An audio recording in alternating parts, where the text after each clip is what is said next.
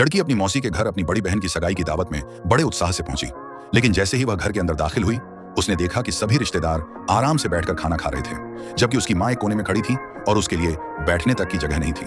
इतना ही नहीं, उसने अपने कानों से सुना कि बड़ी मौसी ने उसकी मां को शादी में आने से भी मना कर दिया था। वजह सिर्फ इतनी थी कि उन्हें लगता था कि उनका परिवार गरीब है और शादी में आने से उनकी इज्जत कम हो जाएगी। असल में उसकी मां 3 बहनों में से एक थी।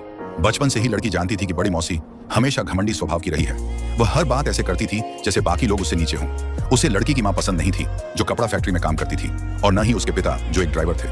हर मुलाकात में वह उन्हें नीचा दिखाने का कोई मौका नहीं छोड़ती थी। मौसा भी बिल्कुल मौसी जैसा ही था। थोड़ा सा व्यापार चल गया तो खुद को बहुत बड़ा आदमी समझने लगा। वह हमेशा दूसरों को कमतर समझता और लड़की के परिवार को कभी सम्मान नहीं देता था। लड़की को आज भी याद था कि जब कभी मौसा का व्यापार बुरी तरह डूब गया था और वे कर्ज में डूब चुके थे, तब वही दोनों मदद मांगने उनके घर आए थे। उस समय उसके माता पिता ने रिश्ते का मान रखते हुए अपनी वर्षों की बचत के 50,000 रुपए बिना कुछ सोचे उन्हें दे दिए थे। लेकिन बाद में उसके पिता को कैंसर हो गया और इलाज के लिए पैसों की जरूरत पड़ी। तब उसकी मां मजबूरी में बड़ी मौसी के पास अपना पैसा वापस लेने गई, मगर मौसी ने पैसे लौटाने से पहले उससे एक उधार का कागज लिखवा लिया, जबकि पैसा तो उनका अपना था। पिता की हालत गंभीर थी, इसलिए मां ने आंसू पीकर वह शर्त मान ली। लेकिन इलाज के बावजूद उसके पिता दुनिया छोड़ गए। पिता की अंतिम यात्रा में भी बड़ी मौसी कुछ ही मिनट रुकी और जाते जाते पैसे लौटाने की याद दिलाकर चली गई। उसके बाद मां ने अपनी छोटी सी पेंशन से खर्चों में कटौती करके पूरे 2 साल में वह रकम चुकाई।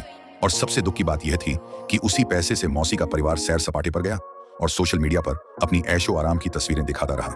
उस समय लड़की नई नौकरी में थी, न उसके पास ताकत थी और न पहचान, इसलिए वह सब कुछ चुपचाप सहती रही।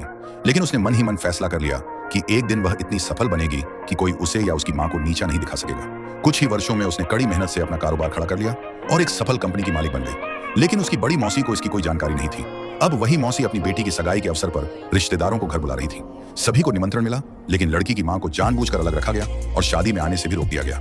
जब लड़की ने अपनी मां का यह अपमान देखा तो वह सीधे घर के अंदर चली गई। मौसी तुरंत बनावटी मुस्कान के साथ बोली कि वह तो उनकी सीट लगाना ही भूल गई थी। उसने कहा कि अभी वे लोग एक तरफ खड़े रहें और जब बाकी सब खाना खा लें तब उनकी बारी आएगी। इसके बाद मौसी अपनी बेटी की शादी की तैयारियों का बखान करने लगी। वह कह रही थी कि केवल शादी की तस्वीरों पर ही 8 लाख रुपए खर्च हुए हैं और उसका होने वाला दामाद देश के प्रतिष्ठित विश्वविद्यालय का पढ़ा लिखा लड़का है, जिसका भविष्य बहुत उज्जवल है। यह सुनकर रिश्तेदार भी उसकी हाँ में हाँ मिलाने लगे। कोई कह रहा था कि बेटी की किस्मत बहुत अच्छी है, तो कोई कह रहा था कि अब पूरा परिवार ऊंचा उठ जाएगा। तभी एक रिश्तेदार ने लड़की से पूछा कि क्या वह नौकरी करती है? अगर नहीं करती तो उसकी बहन उसके लिए कोई काम लगवा सकती है। लड़की ने शांत स्वर में जवाब दिया कि वह स्वतंत्र रूप से काम करती है।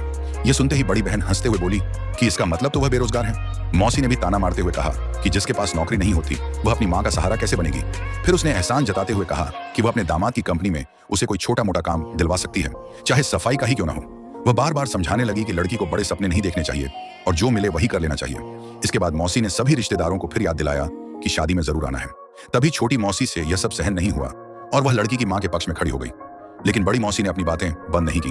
वह लगातार लड़की के परिवार को गरीब कहती रही और यहां तक कह दिया कि उनके पास शादी में देने के लिए शगुन के पैसे भी नहीं होंगे। यह सुनकर लड़की का धैर्य जवाब दे गया। उसने अपनी मां का हाथ पकड़ा और वहां से निकलने का फैसला कर लिया। लेकिन बाहर जाते समय भी कुछ रिश्तेदार उनका मजाक उड़ाते रहे। कोई उन्हें गरीब कह रहा था तो कोई गांव का कहकर अपमान कर रहा था। छोटी मौसी भी उनके साथ बाहर आ गई। उसने अपनी बड़ी बहन के व्यवहार की आलोचना करते हुए कहा कि अपने ही परिवार के साथ ऐसा व्यवहार करना गलत है। उसने यह भी कहा कि जिस परिवार का स्वभाव ऐसा हो उसका घमंड ज्यादा दिन नहीं टिकता। फिर उसने लड़की से कहा कि वह अपनी मां को समझाए और इन बातों को दिल पर न ले।